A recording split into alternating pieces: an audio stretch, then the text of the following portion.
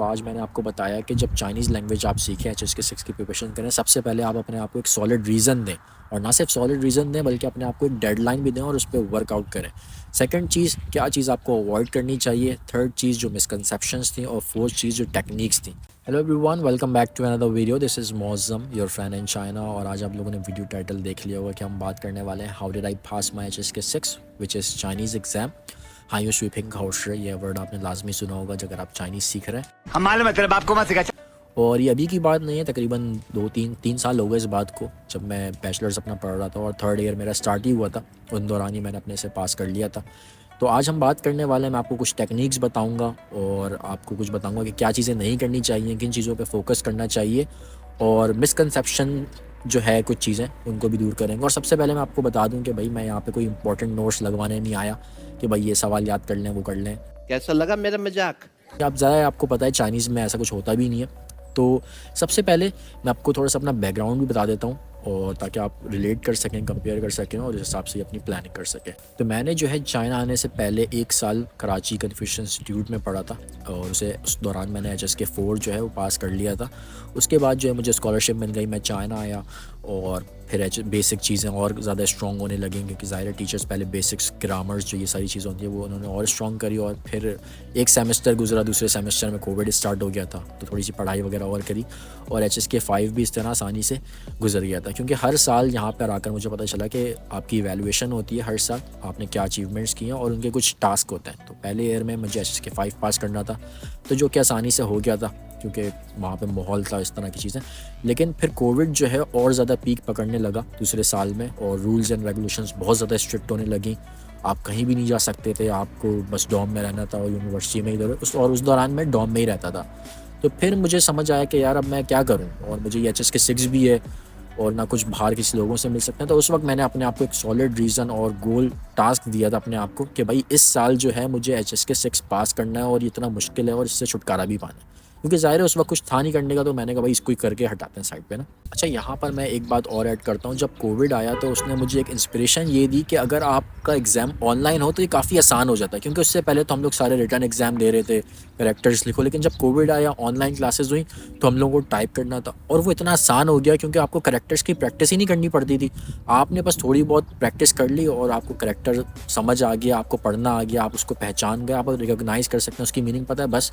और क्योंकि देखें, जब आप चाइनीज़ सीखते हैं, हम लोगों की बैकग्राउंड जो है वो इंग्लिश, उर्दू, अरबिक, इस लैंग्वेजेस से हैं, और हम लोग करेक्टर से इतना ज़्यादा रिलेट नहीं कर पाते। तो वो जब आप सीखते हैं तो वो बहुत ज़्यादा टाइम कंज्यूमिंग होता है, आपको बहुत ज़्यादा टाइम देना पड़ता है। और जो इंटरमीडिएट और बेसिक लेवल पे मैंने किया, मेरा ज़्यादातर टाइम जो है करेक्टर सीखने में जाता था, और ज़ाहिर है फिर मेरे करेक्टर्स भी अच्छे थे, लेकिन बहुत ज़्यादा टाइम कंज्यूमिंग था। लेकिन जब कोविड आया, हम लोगों ने कंप्यूटर पे एग्ज़ाम्स दिए और आसानी से हो गया। तो उस वक्त मुझे ये समझ आ गया था कि भाई लेवल 6 जो है, जिसमें 2500 एक्स्ट्रा है, HSK 4 तक 2500 होते थे, फिर HSK 6 में आपको टोटल 5000-6000 करेक्टर्स बन जाते थे।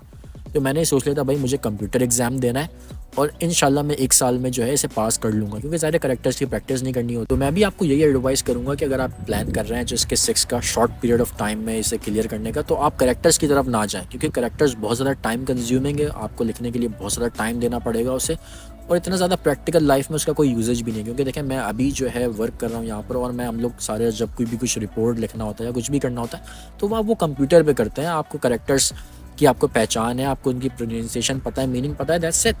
लेकिन अगर आप टीचर बनना चाह रहे हैं, अगर आपका प्लान है कि मैं इन फ्यूचर टीचिंग करूँगा, चाइनीज़ पढ़ाऊँगा लोगों को, देन आपको ज़ाहिर है करेक्टर्स पे फोकस करना चाहिए। तो it also depends what you want to do in future.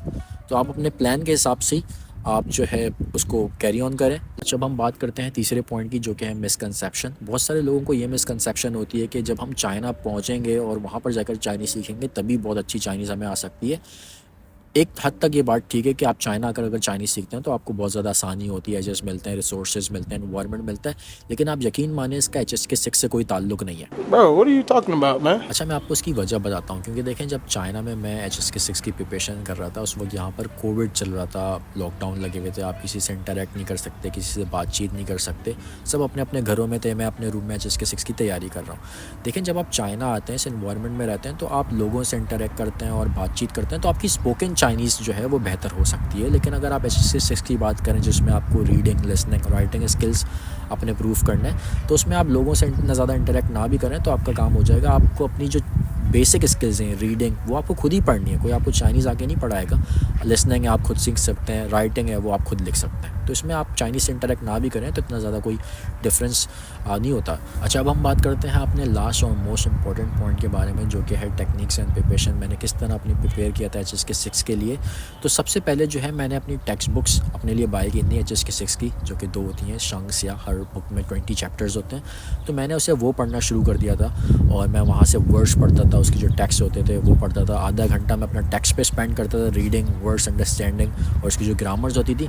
फिर आधा ही घंटा जो है मैं लिसनिंग पे स्पेंड करता था, क्योंकि लिसनिंग बहुत ज़्यादा डिफ़िकल्ट हो जाती है HSK 6 की। बहुत ज़्यादा न्यू वर्ड्स होते हैं और फिर वो स्पीड थोड़ी सी उनकी तेज़ हो जाती है। और HSK 6 में आपको पता है सिर्फ एक दफ़ा ही लिसनिंग चलती है।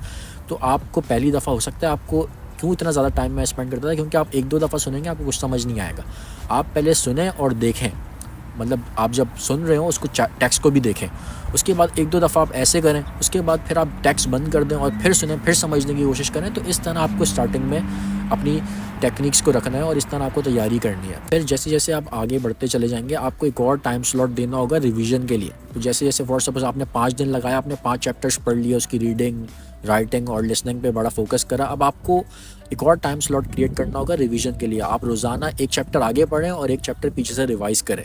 तो क्योंकि ऐसा करना पड़ेगा आपको लाज़मी, वरना आप भूल जाएंगे सारा कि आपने पीछे क्या पढ़ा। क्योंकि जब आपकी रोज़ाना की वर्ड्स कंज्यूमिंग इतनी ज़्यादा हो जाएगी, 20-30 5-6 दिन में ये 100 बन जाएंगे, उसके बाद आपको रिवीजन लाजमी करना है। तो आपको एक और टाइम स्लॉट बनाना है रिवीजन के लिए। तो न्यू चैप्टर्स और फिर जो है एक और टाइम स्लॉट रिवीजन के लिए। अच्छा, फिर जब आपका कुछ और टाइम गुजर जाएगा, 1-2 महीने गुजर जाएंगे, आपकी टेक्स्ट बुक से आपने अच्छे खासे चैप्टर्स पढ़ लिए होंगे, आपकी थोड़ी सी स्ट्रॉन्ग बेस बन जाएगी HSK 6 में। फिर आपको वर्क बुक्स की तरफ आना है। अच्छा, वर्क बुक्स आपको HSK 6 जो हाईयू शिपिंग का होशे वाली है उससे प्रिपरेशन नहीं करनी, क्योंकि यकीन माने अगर आपने उससे प्रिपरेशन करी और आप वो सारा कर चुके होंगे तो आप तो फिर HSK 7-8 भी पास कर लेंगे। तो आपको HSK 6 के लिए आपको जो पास पेपर्स हैं 2012, 14 और फिर 2009, इस तरह के पास पेपर्स आपने स्टार्ट करने हैं सॉल्व। तो उससे आपको अच्छी खासी आइडिया मिलेगा और वही रियल एग्जाम्स होते हैं, क्योंकि ज़ाहिर है वो पास पेपर्स हैं। HSK 6 की जो वर्कबुक की पेपर्स हैं वो बहुत ज़्यादा डिफ़िकल्ट हैं, वो आप यकीन माने उसका आपको करने का कोई फ़ायदा नहीं है। तो आप जो है पास पेपर से तैयारी करें। तो ये थी टेक्निक्स। पहले कुछ चैप्टर्स आपने पढ़ने हैं, उसको रिवीजन पे आपको बहुत ज़्यादा फोकस करना है और उसके बाद जो है आपने वर्कबुक स्टार्ट करनी है और ये रिदम जो है आपको कंटिन्यू करना है तकरीबन 1 साल तक। 1 साल में आपको बता रहा हूँ, अगर आपने अच्छे से करा और बीच में आप ज़ाहिर है थोड़ा बहुत गैप वैप ले सकते हैं, लेकिन आपको एटलीस्ट 1 साल तो अच्छे से देना होगा। और इन दौरान मैं आपको ये भी बता दूं, मैंने कैरेक्टर्स पर इतना ज़्यादा फोकस नहीं किया था, मैंने बस हल्का फुल्का ही मैं उसकी प्रैक्टिस कर लेता था, थोड़ा बहुत लिख लेता था, बस उनकी पहचान हो जाए, मीनिंग पता चल जाए, प्रोनाउंसिएशन पता चल जाए, दैट्स इट। तो यहाँ पर वीडियो को रैप अप करते हैं और जल्दी से कंक्लूड भी करते हैं। तो आज मैंने आपको बताया कि जब चाइनीज़ लैंग्वेज आप सीखें, HSK 6 की प्रिपरेशन करें, सबसे पहले आप अपने आप को एक सॉलिड रीज़न दें, और ना सिर्फ सॉलिड रीज़न दें बल्कि अपने आप को एक डेडलाइन भी दें और उस पर वर्कआउट करें। सेकंड चीज़, क्या चीज़ आपको अवॉइड करनी चाहिए। थर्ड चीज़, जो मिसकंसेप्शंस थी। और फोर्थ चीज़, जो टेक्निक्स थी। आई होप अगर आप इसको फॉलो करेंगे तो you can also pass your HSK 6 exam. Wish you good luck. और वीडियो अच्छी लगी हो तो इसे लाइक कर दें, चैनल को भी सब्सक्राइब कर दें। मिलते हैं नेक्स्ट वीडियो में, तब तक अपना ख्याल रखें।